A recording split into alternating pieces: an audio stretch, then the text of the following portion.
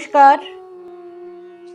আমাদের সংক্ষিপ্ত অনুধ্যানে আমরা মায়ের কথা আলোচনা করছি। এই মাতৃ অনুধ্যানে আপনাদের সবাইকে স্বাগত জানাই। যুগধর্ম পাত্রী শ্রী শ্রী মা সারদা দেবী। বিদেশিনীরা যে মাকে শুধুমাত্র স্বামী বিবেকানন্দের গুরু মাতা রূপে শ্রদ্ধা জ্ঞাপন করেছেন তাই নয়, তারা সকলেই মায়ের সঙ্গ লাভ করে ধন্য হয়েছিলেন। যে সময় বিদেশি ম্লেচ্ছ বলে কোনো হিন্দু গৃহস্থের অন্দরমহলে প্রবেশ করতে পারতেন না, সেই সময় ব্রাহ্মণ বিধবা শ্রী শ্রী মা সমকালীন ব্রাহ্ম মহিলাদের মতন আধুনিক শিক্ষায় শিক্ষিত না হয়েও তুচ্ছ সংকীর্ণ সামাজিক প্রথার কাছে বশ্যতা স্বীকার না করে এইসব বিদেশিনীদের নিজের কাছে বসিয়েছেন, চিবুক স্পর্শ করে আদর করেছেন, তাদের আবদার রক্ষা করে এক পাত্রে খেয়েছেন পর্যন্ত। এই স্বাভাবিক উদারতা, শান্ত সৌজন্যবোধ এবং আন্তরিকতা তাদের মুগ্ধ না করে পারেনি। এই ব্যবহারই তাদের মায়ের পদতলে নতজানু করেছিল।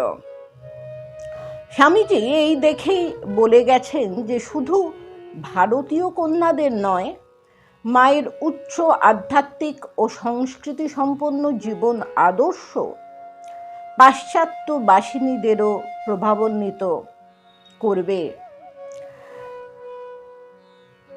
নিবেদিতা দেখেছিলেন তার রান্না করা পায়েস শ্রী শ্রী ঠাকুরকে নিবেদন করার কথায় মায়ের সঙ্গিনীরা তীব্র আপত্তি জানালেও মা তা গ্রাহ্য না করে ঠাকুরকে সেটি নিবেদন করেছেন।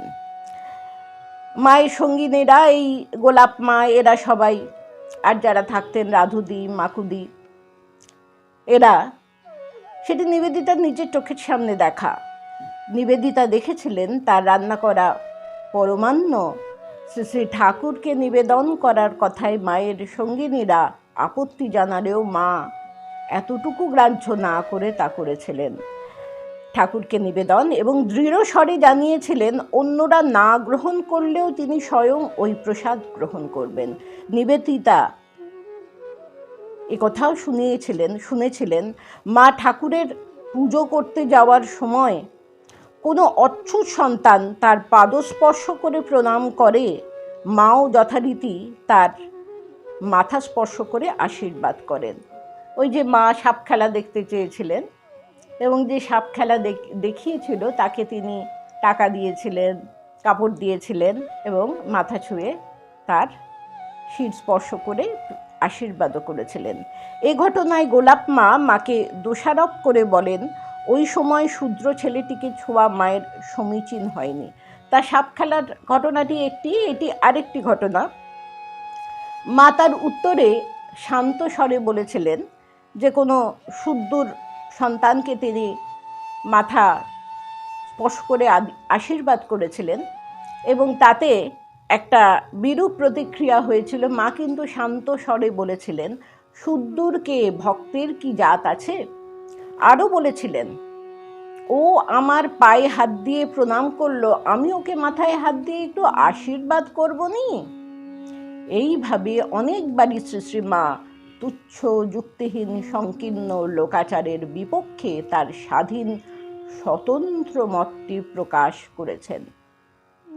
এর মূলে আছে অন্তহীন মাতৃপ্রেম এবং মানবের অন্তর্লীন আত্মসত্তার সম্বন্ধে তার স্থির জ্ঞান। স্বামীজি একটি অপূর্ব উক্তি করেছিলেন।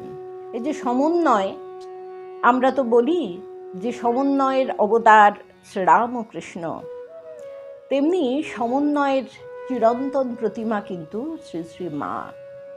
তিনি বারবার বলেছেন যে ভক্তের কোনো জাত নেই, এবং শুধু সুদূর ব্রাহ্মণ নয়, সমস্ত স্তরের মানুষ, সে ভালো হোক মন্দ হোক, সবাইকে তিনি ভরিয়ে তুলেছিলেন, তার মন প্রাণ ভরিয়ে দিয়েছিলেন তার সেই অন্তহীন মাতৃপ্রেম দিয়ে।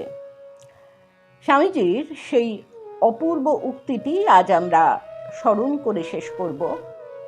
স্বামীজি বলেছিলেন, অজ্ঞেরা যাকে মানুষ বলে, অর্থাৎ অজ্ঞ ব্যক্তিরা যাকে মানুষ বলে, আমরা অর্থাৎ জ্ঞানীরা তাকেই দেবতা বলি। আবার পরের পর্বে আলোচনা করব। নমস্কার।